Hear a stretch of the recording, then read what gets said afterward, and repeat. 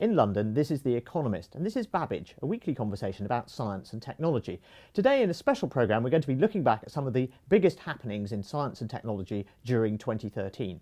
I'm Tom Standage, the digital editor, and joining me is Tim Cross, the science correspondent. Tim, what for you was the most striking event in the scientific world in 2013? Well, probably it was a literal strike. This was back in February when a meteorite exploded over the Russian city of Chelyabinsk. It didn't kill anyone, but it injured quite a lot of people and did a lot of damage to buildings on the ground. And this is something that people have been worrying about, or some astronomers have been worrying about for a while. But it's the kind of topic that tends to cause giggles when you try and sort of bring it up outside of the astronomical community. So this really was a sort of wake-up call. I mean, it was the biggest meteorite strike, we're pretty sure, since 1908. People pointed out that if this rock that exploded over Chelyabinsk, it could have come down over somewhere like Moscow or London or Dublin, where it might have caused some pretty serious damage. So has this changed the debate about whether we should be looking more carefully for these sorts of rocks? Well, NASA and some other space agencies have already been sort of trying to track the sort of biggest asteroids in the solar system. They've been doing that for a few years, but this has sort of bumped it up the priority list, and it has made people take it a bit more seriously.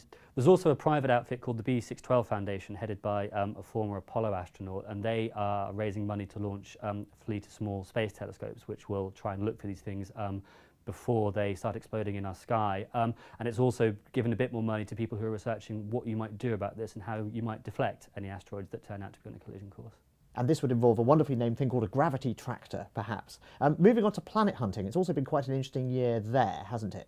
Yes, so we've known about exoplanets, which are planets that orbit stars other than our sun, since 1992, when the first one was discovered. What's really changed is we've got an absolute sort of torrent of discoveries now, a lot of them coming from a NASA space telescope called Kepler. And that's let us sort of look at these things statistically and start answering questions like, how common are they? Not just sort of pointing at individual ones and going, isn't that amazing? But what everyone's really interested in, of course, is Earth-like exoplanets. And again, we've got some statistics suggesting that those are sort of pretty common. There's probably billions of them out there, depending on how tightly you want to define Earth-like. So we've got a sort of big data approach to planetary statistics now, in the sense that we've got a really, really large sample. But unfortunately, the Kepler probe itself has packed up, hasn't it? Yeah, this was a bit of a tragedy, really. I mean, it was getting towards the end of its mission, but it was at the end of its mission that it was going to find the most interesting data, because to spot an Earth-like planet, you need, with an orbit around its star of about a year, you need to look for 3 or 4 years. Kepler died just before it would have been able to make a lot of those observations, so people are quite frustrated. But I think what it's going to be now is combing through the data it does have, and then everyone will be waiting until 2017 when its successor is going to launch. Okay, so let's talk about technology for a bit. What do you think have been the biggest trends there? Well, 2013 has been an interesting year because it has been a sort of transitional year. It's the year where the number of mobile devices in use, and that means smartphones and tablets, has exceeded the number of desktop and laptop PCs. The number of minutes of use is still higher for PCs, and the amount of internet traffic associated with them is still higher. But it's very, very clear what the direction of travel is, and that has been very bad news for the old guard of the PC industry.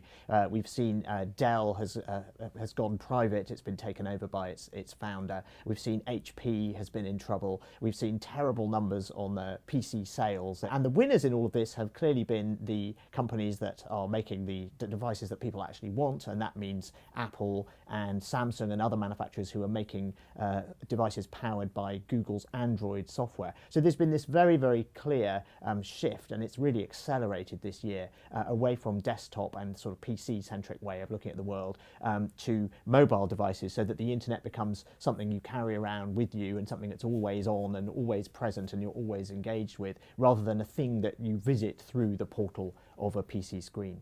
And then I suppose the other big story this year has been the leaks about internet surveillance provided by Edward Snowden. Yes, and these have just sort of kept on coming since the middle of the year. It seems that the NSA and its pals in other Western countries have been able to snoop on all sorts of traffic. They may have actually compromised the quality of internet encryption, so that things that we thought were secure weren't. It's still really unclear the extent to which they have their tentacles reaching into the large internet companies and large software companies around the world, but it certainly has not made those companies, most of which are American, look very good, and they're really quite embarrassed by this. But they're also in a rather difficult position, which is they're not really allowed to talk about what they have or have not been doing. That really puts them in a tricky position, because a lot of people are sort of saying, well, hang on a minute, do I really want to be relying as heavily as I do on Microsoft or Google or whoever? And this is the sort of charge that has been levelled for many years at Huawei, a Chinese maker of telecoms equipment, which American politicians in particular have always been very worried, is in cahoots with the Chinese government and is packing its equipment with back doors so that Chinese spies can read everything. And now it seems that the American government has been doing just this sort of thing with American tech companies. So it's a fascinating sort of flip in the debate. We have seen a bit of a fight back on this from at least some of the companies. There have been announcements about how saying they're going to deploy encryption more widely, which should make it a bit harder for the spies to sort of snoop on what they're doing. And 8 of them, mostly consumer-facing ones, it has to be said, who are presumably most worried about the reputational damage, they wrote an open letter to the President and to Congress, essentially saying, guys, please either sort of tone this down or at least let us tell our customers what's going on. So they are obviously worried about the impact it's having. And I'm sure we're going to hear a lot more about this in 2014. Well, thanks so much, Tim. That's all for this week. You can find our Babbage blog at economist.com/blogs/Babbage. In London, this is The Economist.